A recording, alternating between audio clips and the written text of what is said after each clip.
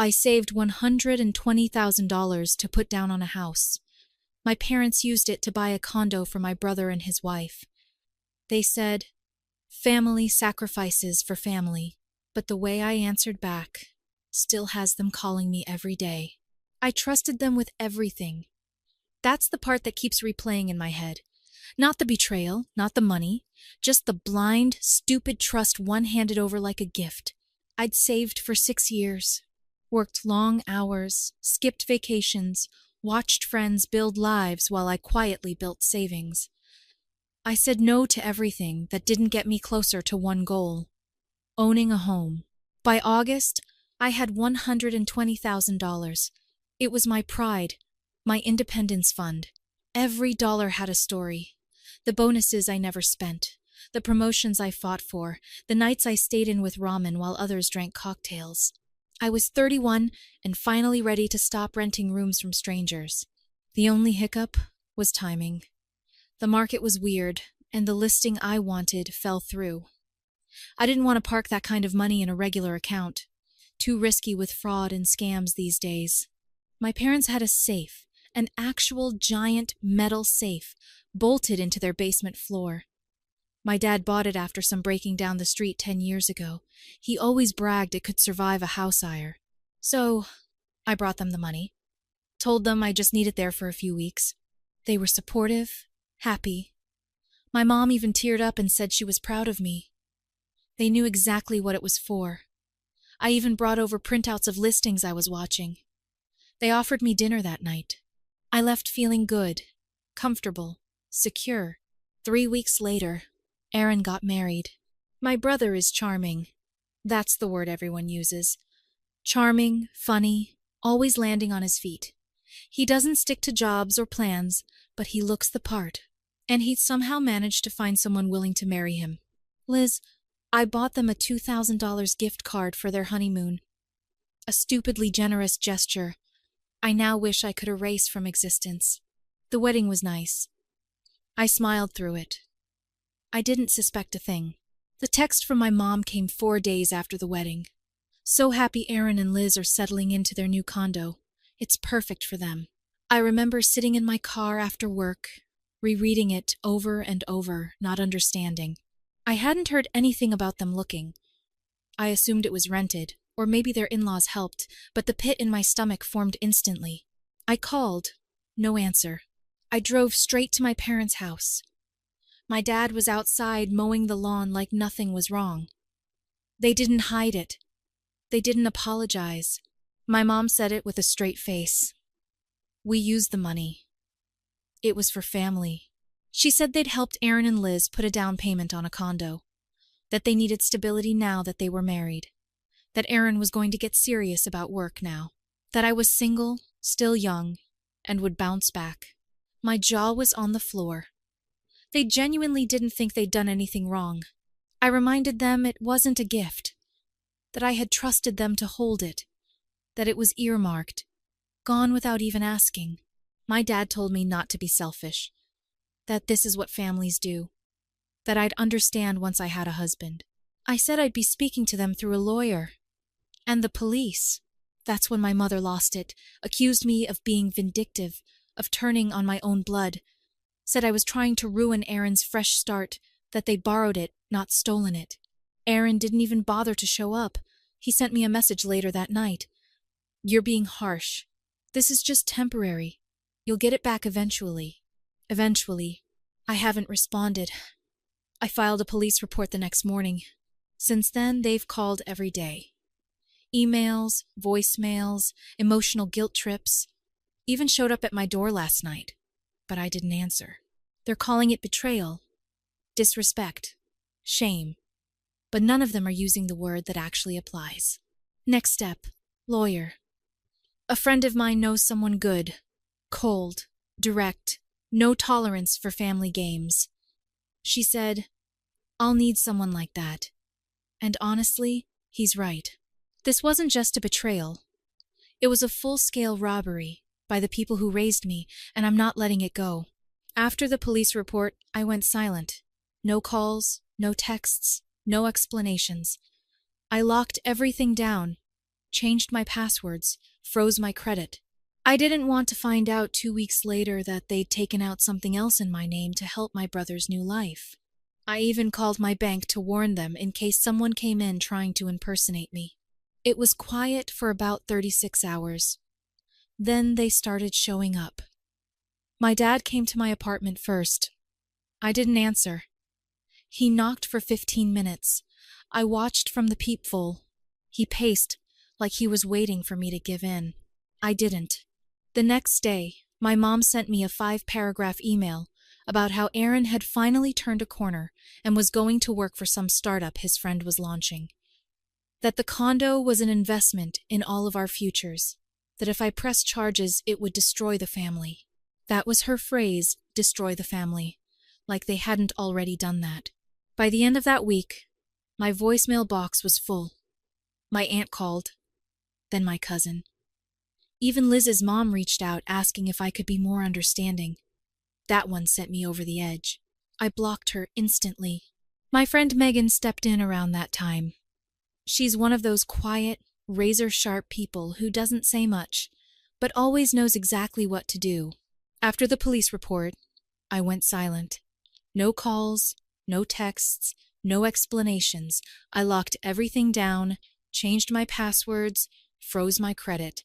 I didn't want to find out 2 weeks later that they'd taken out something else in my name to help my brother's new life. I even called my bank to warn them in case someone came in trying to impersonate me. It was quiet for about 36 hours. Then they started showing up. My dad came to my apartment first. I didn't answer. He knocked for 15 minutes. I watched from the peephole. He paced like he was waiting for me to give in. I didn't. The next day, my mom sent me a 5-paragraph email about how Aaron had finally turned a corner and was going to work for some startup his friend was launching. That the condo was an investment in all of our futures. That if I pressed charges, it would destroy the family. That was her phrase, destroy the family. Like they hadn't already done that. By the end of that week, my voicemail box was full. My aunt called, then my cousin. Even Liz's mom reached out, asking if I could be more understanding. That one sent me over the edge. I blocked her instantly. My friend Megan stepped in around that time. She's one of those quiet, razor-sharp people who doesn't say much, but always knows exactly what to do. I told her everything start to finish, while we sat in her apartment, eating leftover Chinese food. She didn't blink. Her advice was brutally simple. You're done talking to them. Everything goes through legal now. I asked her if that was too harsh. He just stared at me. They stole $120,000. She put me in touch with her lawyer friend Cassandra. I sent her all the screenshots, the texts, the email from my mom admitting what they did. Cassandra called it open and shut. She said we had enough to take them to court and possibly press criminal charges, but I needed to serve them officially, which meant I had to give the go-ahead. Megan looked at me and said, if you want your money back, this is how it starts. So, I gave the green light. Cassandra got to work. Within a week, my parents were served at home. During dinner, the fallout was nuclear. I got a call from Aaron first. Just 4 words. What the hell, Treva? I didn't answer. Then my dad left me a voicemail. I wish I'd recorded for a podcast. Full of shouting, insults, accusations. He said I was brainwashed, that I'd let outsiders poison me, that suing your own parents was the lowest thing a person could do. My mom wrote again. This time it wasn't guilt-tripping. It was pure venom. She accused me of abandoning the family, ruining Aaron's future, and humiliating them. Said they were just trying to do what was best for everyone. I didn't reply to any of it. Not one word. They started calling Megan after that. Somehow got her number. She laughed and blocked them. Said, let them scream into the void. You're not alone in this. But I still felt sick. Not just from the stress, from the grief. Because I knew even then that there was no coming back from this. Even if I won, even if they gave the money back, the damage was done. They had chosen my brother's convenience over my trust, his comfort over my future. And the worst part was, They still didn't think they'd done anything wrong, but they were about to find out what it meant to be held accountable. Next, the court papers are filed, and the walls start closing in. The day the court papers were filed, I sat in Cassandra's office and watched her hit send on the final documents like she was ordering lunch. She was calm. I wasn't. I walked out with this weird mix of nausea and relief, like I'd finally taken control, but had no idea what came next. Megan was waiting outside and handed me a coffee without saying anything. She knew I wouldn't feel like celebrating. The next morning, everything exploded. Aaron posted a long, vaguely written rant on Facebook about greedy people who destroy families over money, tagging no one, but making it obvious who he was talking about. Liz jumped into the comments saying things like, "We did nothing wrong," and "People are so fake." That post had nearly 50 comments by lunchtime. I didn't reply, but people I hadn't spoken to in years started messaging me. Some just wanted the drama. Others told me quietly that they were sorry, and that they always thought my parents treated Aaron like the second coming. One old friend from high school straight up asked, "Did they really steal from you?" Yes, they did. Then my parents tried to file a motion to dismiss the case. Their lawyer argued that it was a family matter and shouldn't be handled in court. Cassandra crushed it within a day. She filed a response with the text messages, emails, and the bank withdrawal records showing the exact amount and timing. They had nothing. They hadn't even tried to hide the fact that they'd used it. The judge denied the motion and scheduled a hearing. That's when they called me again together this time. I didn't answer, but they left a message I'll never delete. It started out cold, then turned desperate. My mom begged me to come to dinner and talk like adults. My dad said we could all work this out privately and stop embarrassing ourselves. They still thought I was going to fold, that I'd show up, let it go, maybe cry a little, and say I just wanted us to be a family again. But they didn't know what it had cost me to get here. They didn't know I'd already cashed out my emergency fund to cover legal fees, or that I was living off stress, barely sleeping, checking my email 20 times a day like my future depended on it, because it did. A week later, they filed a statement saying I had given the money willingly as a contribution to help Aaron start his married life. They even included the $2,000 wedding gift I'd given him as evidence that I'd intended to support them. Cassandra nearly laughed. He said it was weak, but still it stung, because this was the moment it really hit me. They were going to lie on paper in court to my face. They were going to rewrite the whole story just to protect themselves. Megan came over that night with takeout and sat with me in silence while I stared at the ceiling. I told her, "I never thought it would go this far." She just said, "It already did. You're just finally pushing back." That night, I made a decision. If I was going to go through this, I wasn't going halfway. No guilt, no second guessing, no answering calls, no family dinners. No more trying to convince people who were perfectly okay stealing from me that they were wrong. They wanted war. Fine, now they'd get it. Next, the courtroom, the lies, and the unexpected witness who turns everything upside down. Court started like a slow boil. No explosions, no cinematic drama, just tension, low voices, the ticking of a wall clock, and people pretending they weren't about to eviscerate each other under oath. I sat there across from my parents and Aaron, staring at 3 people who a few months ago I still would have dropped everything for. My mother wore her usual pearls, like this was a church fundraiser. My dad stared at the table like he was bored. Aaron leaned back in his chair like he was waiting for someone to thank him for showing up. The worst part? They looked confident. Their lawyer leaned into this narrative that I had given the money willingly, that I wanted to support Aaron and Liz's new chapter, that this was all just a misunderstanding turned into a vendetta. The term family misunderstanding came up 3 separate times. When Aaron got up to speak, I expected him to lie, but I didn't expect how easy it came to him. He told the court he thought the money was a blessing from his big sister, that we'd always been close, that I was there when he and Liz were talking about homes, and I said, "If I can help, I will," which was technically true. I said that 2 years ago during a Christmas dinner, when I thought help meant giving him a ride to a job interview.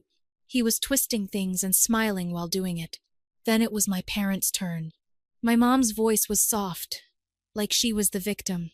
She told the judge I had always struggled with letting go of control and that maybe I was just upset that Aaron got married first.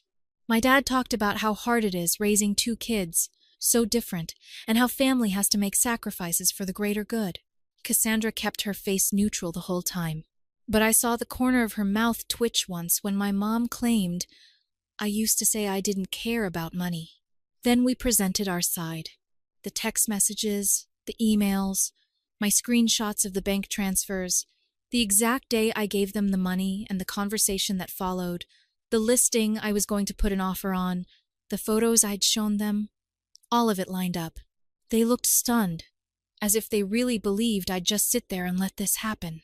Then came the surprise. During the afternoon recess, I walked into the hallway to get some air.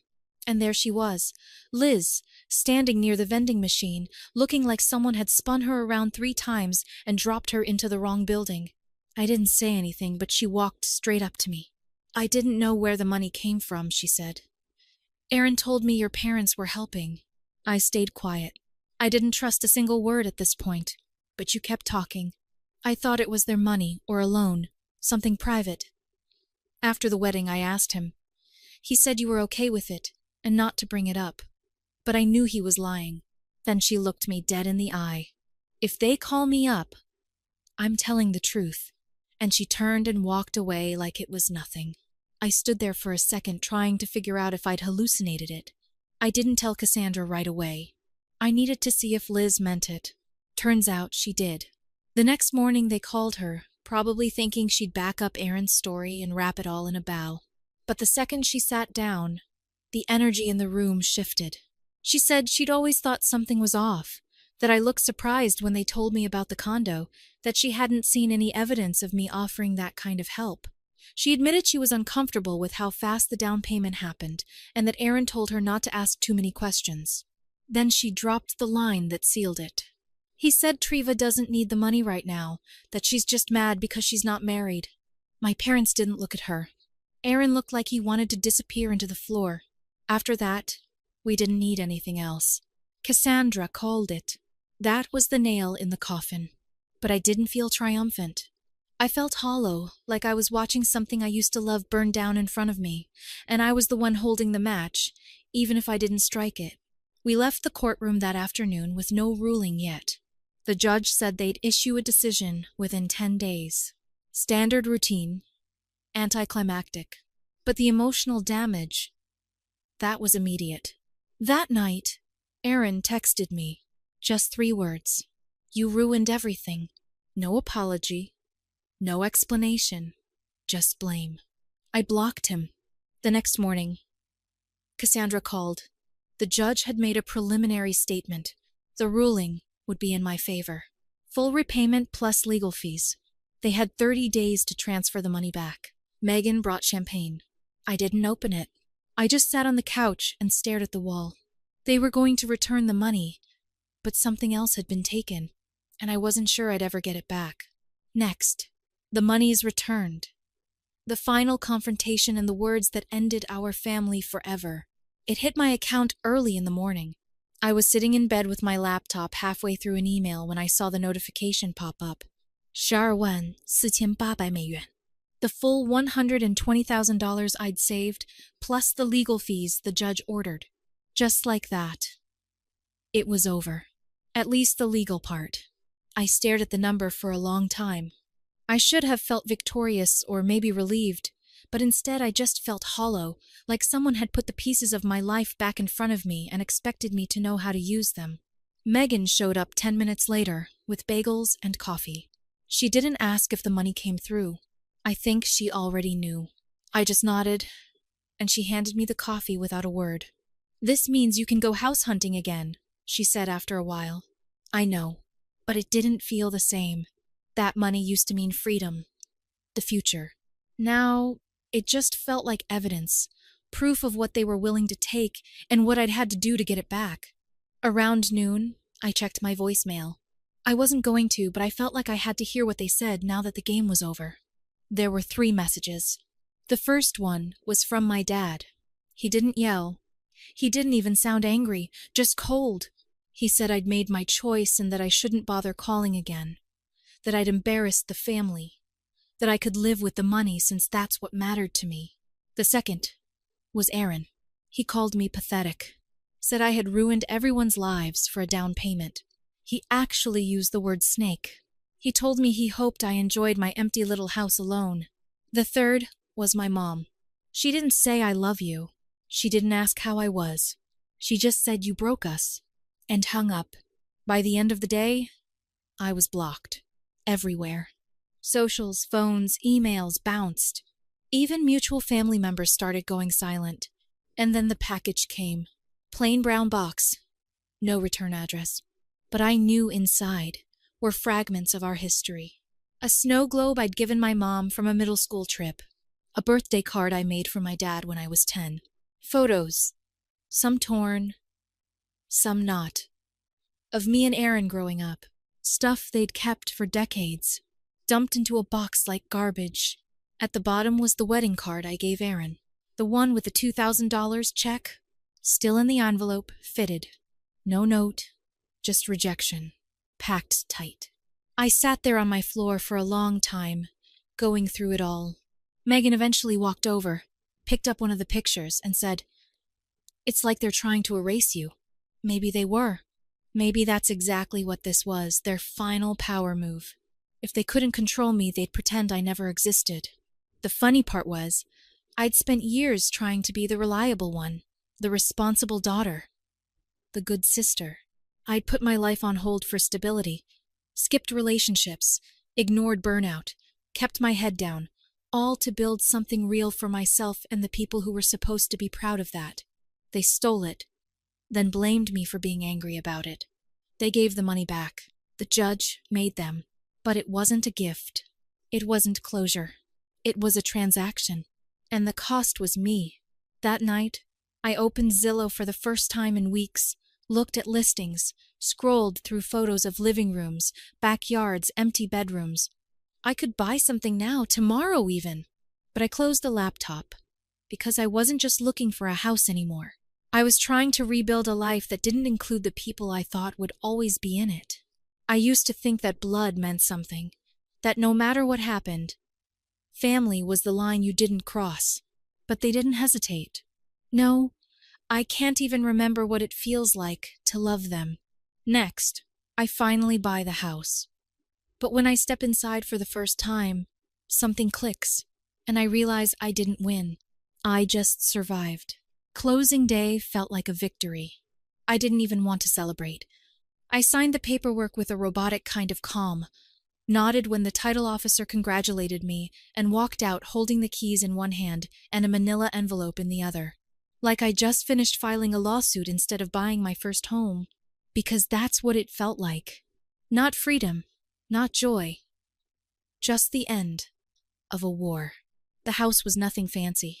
2 bedrooms, small yard, fixer-upper kitchen. But it was mine. Every nail, every creaky floorboard, every faded shutter. I'd paid for it, with years of quiet grinding and a brutal lesson in betrayal. I moved in alone on a Monday. No housewarming, no champagne, just a mattress on the floor, a lamp, and 2 suitcases of clothes. It echoed when I walked through it. The walls felt like they were waiting for someone else to show up, someone who never would. That first night, I stood in the kitchen holding a glass of water, staring at the bare walls, and realized I'd done it.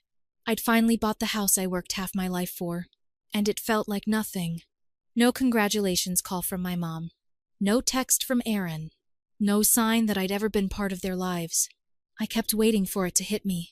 The joy. The relief. But all I felt was this weird numbness, like I'd escaped a fire. But everything I cared about had already burned. 3 weeks after I moved in, I ran into an old neighbor who used to know my family. We chatted for a minute, and she asked casually how my parents were doing. I told her I didn't speak to them anymore. She looked surprised and asked, "What happened?" I wanted to laugh. What happened? They stole $120,000 from me and gave it to my brother like I was a stranger. Then they called me greedy when I demanded it back. Then they cut me off completely because I didn't let them get away with it. But I just smiled and said, "Long story." That's what I tell people now, because the truth is too ugly to explain in passing. Around Christmas, I got a card in the mail. No return address, but the handwriting was my mother's. I opened it because I still hadn't learned to stop hoping. Inside was a picture of Aaron and Liz in front of their condo holding a baby. Their baby. No note, just a photo. Like it was supposed to mean something. Like it was proof of what they had and what I didn't. I stood there in my living room holding that photo, and something inside me finally broke in a clean, silent way. They weren't trying to reconnect. They were rubbing it in. They had a new family now.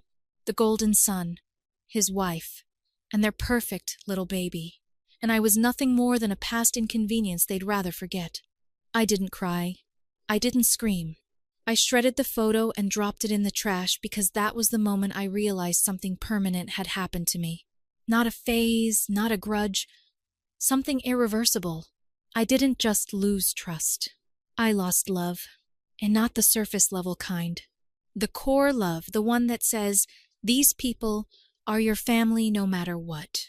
I don't feel that anymore. Not a trace. And it's not coming back. Some nights, I sit out in the backyard with a blanket and stare at the stars. It's peaceful out here, quiet. But not the kind of quiet that makes you feel calm, the kind that reminds you what's gone. But I've learned to live with it. I got the money back. I got the house. And I finally saw them for who they are. People who will never admit what they did. Who would rather erase me than say the words we were wrong. Let them have their silence. Let them have their photos and their lies. I built a life they can't touch anymore. And I'm done mourning people who buried me while I was still breathing. I don't miss them. I don't forgive them. I don't love them. Not anymore. And I never will again. Sometimes I wonder if they sit around a table and talk about me. If my name still comes up, if they tell themselves I'll come around eventually, like I'm just being dramatic. But deep down, I think they know. I think they know they crossed a line. I'll never walk back over. I still get invites to extended family events. Sometimes weddings, reunions, birthdays. I never go. I imagine the whispers, the fake smiles, the sideways glances. Let them guess. Let them wonder. The house is coming together slowly. I've painted the bedroom, started a little garden, even adopted a dog from a rescue. His name's Rocco. He barks at the mailman and sleeps by the door like he's guarding me from the world. In a way, maybe he is. And as I build this new life from scratch, piece by piece, one thing stays clear. I didn't just survive what they did. I ended it. And I'll never let anyone take from me like that again. Me like that again. Me like that again. Me like that again.